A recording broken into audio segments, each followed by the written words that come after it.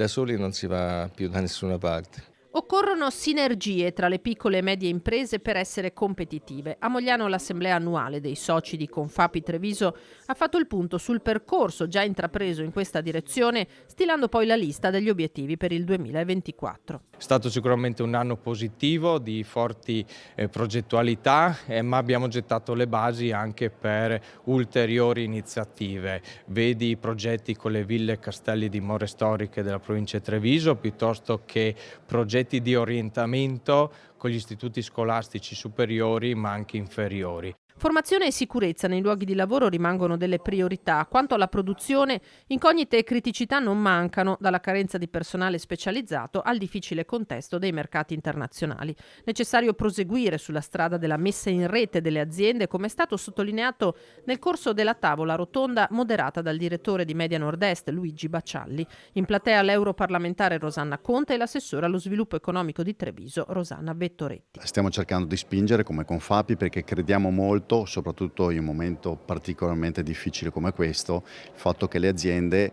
si mettono assieme e ci sia un confronto continuo sia con l'associazione ma anche e soprattutto tra di loro, perché ci sono delle argomentazioni che sono importanti in via trasversale, quindi che possono interessare tutti i vari gruppi merceologici. Occorre una pianificazione su lungo periodo da affidare a dei professionisti di questo campo. La figura del manager di rete diventa fondamentale.